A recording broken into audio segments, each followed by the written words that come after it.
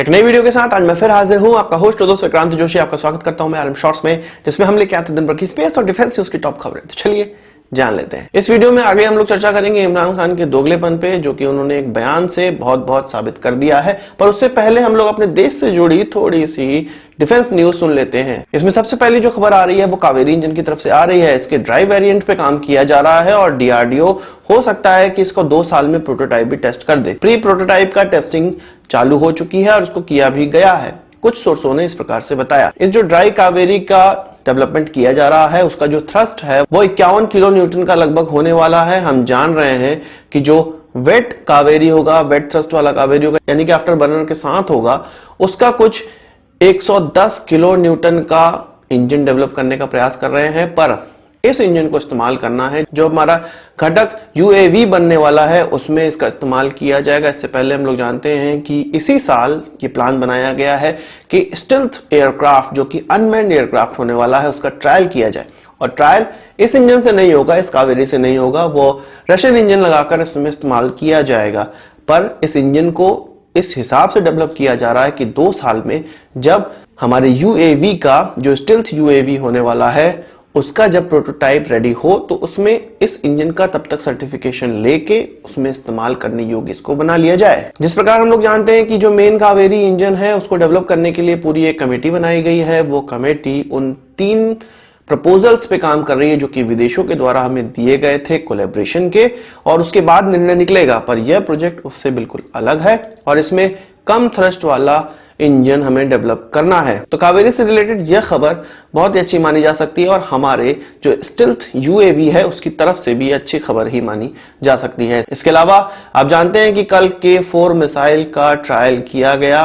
इसकी बहुत सी जानकारी डिस्क्लोज नहीं की गई है। आपको पता है कि यह एक सीक्रेट प्रोजेक्ट है और यह एक 3500 किलोमीटर तक मारक क्षमता वाली सबमरीन से लॉन्च करने योग्य बैलिस्टिक मिसाइल है, जो कि न्यूक्लियर कैपेबल भी है। आपको पता है कि आईएनएस अरिहंत के लिए इसको हम लोग डेवलप कर रहे हैं और आईएनएस अरिहंत क्लास के जो आगे आने वाले सबमरीन हैं उनके लिए इसको डेवलप कर रहे हैं। पर अभी जो इसका लॉन्च किया गया वो सबमरीन से नहीं किया गया है। इसका जो लॉन्च है वो अंडर वाटर पॉन्टून से किया गया, अंडर वाटर प्लेटफॉर्म से किया गया है। अब हो सकता है इससे जो डिटेल जानकारी निकले उसके बाद इसको अरिहंत से भी लॉन्च किया जाए, पर इसकी कोई भी घोषणा नहीं की गई है। बहुत ढेर सारी डिटेल इसकी छुपाई जा रही है, सीक्रेट रखा जा रहा है। हमने जाना है कि इससे पहले भी जब K15 मिसाइल का ट्रायल हुआ था उसको भी सीक्रेट रखा गया था और सीक्रेटली उसको इंडक्ट भी किया गया। इसी प्रकार से इन सभी सबमरीन लॉन्च जितने भी बैलिस्टिक मिसाइल हैं उनकी जो डिटेलिंग है वो सीक्रेट रखी जा रही है, और जो कि बहुत अच्छी बात है। इसके अलावा बात करेंगे स्क्वाड्रन 222, जिसको टाइगर शार्क भी कहा जा रहा है, उसको इंडक्ट कर लिया गया है, उसको बना लिया गया है। और आप जानते हैं कि तमिलनाडु के एयरबेस में इसको बनाया गया।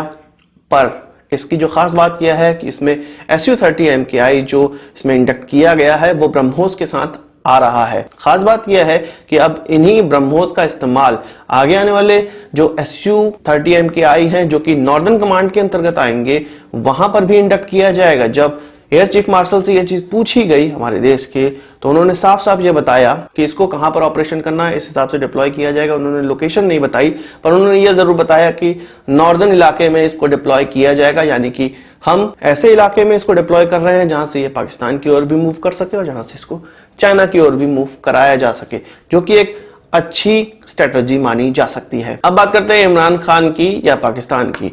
तो आपको पता है कि इमरान खान जर्मनी की यात्रा पे थे और DW जो चैनल है उसको काफी साक्षात्कार इन्होंने दिया है। इसमें कुछ खबरें जो पहले निकल कर आई थी वो मैंने आपको बताई, पर आज जो 2 अलग अलग प्रकार की खबरें निकल कर आई हैं उसमें इन्होंने अपने साक्षात्कार में यह कहा है कि पीओके में वो रेफरेंडम कराने के पक्ष में है। उनका कहना है कि पीओके की जनता यह डिसाइड करेगी कि वो पाकिस्तान में रहना चाहते हैं या उनको इंडिपेंडेंट होना है। उनका यह भी कहना था कि वहां पर फेयर इलेक्शन कराए जाते हैं, पर उन्होंने ये नहीं बताया कि इस फेयर इलेक्शन को लड़ने के लिए भी जितने नेता होते हैं उनको एक बॉन्ड बनना पड़ता है, एक कॉन्ट्रैक्ट पे साइन करना पड़ता है, जिसमें कि वो यह बताते हैं कि पाकिस्तान के प्रति वो लॉयल होंगे। यानी कि एक स्वीडो आजाद कश्मीर के लिए अगर आपको चुनाव लड़ना है तो आपको एक ऐसे कॉन्ट्रैक्ट पे साइन करना पड़ेगा जो कि आपकी लॉयल्टी पाकिस्तान की तरफ करता है। तो ऐसे देश में मतलब आप एक तरफ से पाकिस्तान के प्रति लॉयल भी हो गए हैं और आप पीओके में चुनाव लड़के जीते हैं और आप जब रेफरेंडम कराएंगे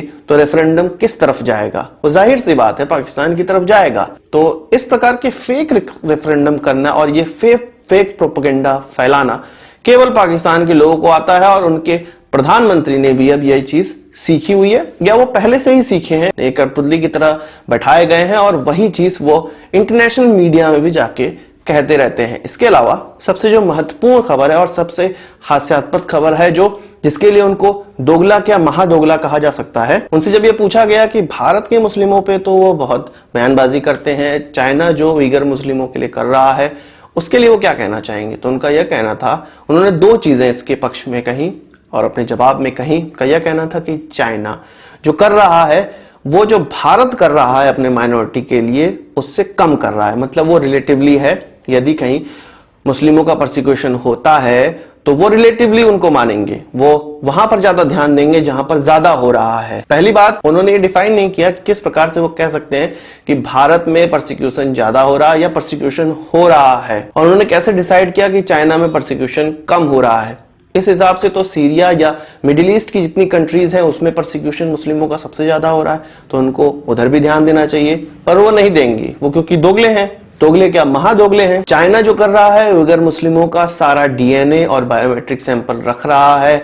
इसके अलावा डिटेंशन कैंप्स बने हुए हैं जिसमें कि मिलियंस ऑफ मुस्लिम्स को नए मुस्लिम में कन्वर्ट किया जा रहा है, चाइनीज मुस्लिम में कन्वर्ट किया जा रहा है, जैसा कि आप लोग जानते होंगे। इसके अलावा उन्होंने एक और बयान दिया और यह कहा कि क्योंकि चाइना ने उनकी बुरे समय में हेल्प की, मतलब पैसा दिया उनको, इस कारण से वो चाइना को इन उइगर मुस्लिमों के बारे में नहीं पूछ सकते हैं।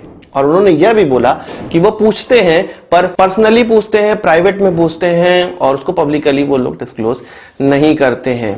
तो पैसे पे पाकिस्तान डिसाइड करता है कि किन मुस्लिमों के लिए आवाज उठानी है और किन मुस्लिमों के लिए आवाज नहीं उठानी है। एक्चुअल में उनको केवल भारतीय मुस्लिमों पे आवाज उठानी है जो कि बहुत अच्छे से रह रहे हैं, विश्व में सबसे अच्छी तरह से कहीं रह रहे हैं, तो वो भारत में रह रहे हैं, पर उनको तो पैसे कमाने और वो पैसे मिलते हैं चाइना से। इससे साफ साफ पता चल जाता है कि किसकी राजनीति के तहत या किसके जियोपॉलिटिकल दबाव में पाकिस्तान इस प्रकार की चीजें कर रहा है। हंसी वाली बात तो यह है कि पाकिस्तान के सबसे बड़े नेता यानी कि प्राइम मिनिस्टर उनके एक इंटरनेशनल मीडिया में इस प्रकार का लेम बिहेव करते हैं जो कि पाकिस्तान की डेमोक्रेसी को बिल्कुल ही अच्छे से डिफाइन कर देता है। इसीलिए मैंने कहा दोगला नहीं, इसको महादोगला कहा जाएगा। इसके अलावा पाकिस्तान के ही दोस्त मलेशिया की हालत खराब हो चुकी है। जो भारत ने उनके पाम ऑयल खरीदने का बहिष्कार किया उससे उनकी पाम ऑयल की कीमत एक हफ्ते में लगभग 10% गिर चुकी है, जिससे कि 11 सालों में उनके लोएस्ट स्तर पे पहुंच चुका है पाम ऑयल। उनका यह कहना है, उनके प्रधानमंत्री का जो बयान आया उसमें यह कहना है कि हम बहुत छोटे देश हैं अगर हम भारत का रिटेलिएशन करने जाएं तो, यानी कि उन्होंने अपना हथियार ऑलरेडी डाल दिया है। उनका कहना है कि भारत के प्रति वो कोई भी रिटेलिएशन नहीं कर सकते हैं। अगर रिटेलिएशन नहीं कर सकते हो, कोई तुम्हारे पास दूसरा ऑप्शन नहीं है, तो बयानबाजी क्यों करते हो भारत के खिलाफ?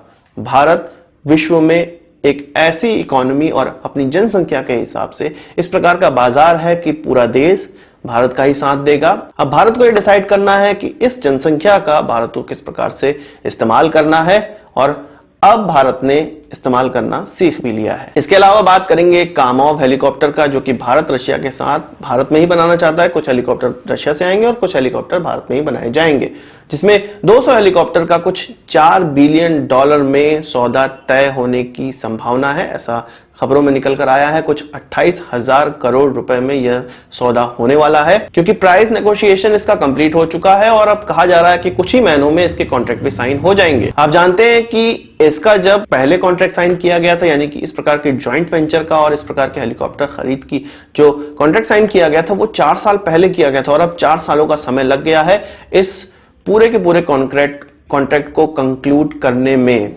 बात यहां पर यह भी है कि भारत को 50% टेक्नोलॉजी ट्रांसफर भी होगा, जिसमें ब्लेड और लैंडिंग गियर की टेक्नोलॉजी भी ट्रांसफर की जाएगी। इसके अलावा हेलीकॉप्टर के स्ट्रक्चर की भी टेक्नोलॉजी ट्रांसफर की जाएगी, इसकी जो मेटलर्जी है उसकी टेक्नोलॉजी भी ट्रांसफर की जाएगी, जो कि भारत के लिए एक अच्छी चीज मानी जा सकती है। भारत में इस हेलीकॉप्टर को बनाने के लिए जॉइंट वेंचर जो बन रहा है वो इंडिया रशियन हेलीकॉप्टर लिमिटेड बन रही है कंपनी, जो कि भारत की पहले रिक्वायरमेंट को पूरा करेगा और तब जाके किसी तीसरे देश के लिए भी इसी फैसिलिटी से हेलीकॉप्टर्स बनाए जाएंगे। आज के इस वीडियो के लिए बस इतना ही। आशा करता हूं कि वीडियो पसंद आई होगी। आप इसका बड़ा थम्स अप जरूर देंगे। इस वीडियो से संबंधित कोई सवाल है सुझाव कमेंट बॉक्स में जरूर लाइएगा और यदि आपने हमारा चैनल तो सब्सक्राइब नहीं किया है उसे भी कर लीजिए, क्योंकि हम इस प्रकार की वीडियो लाते रहते हैं। नमस्कार, थैंक यू, जय हिंद।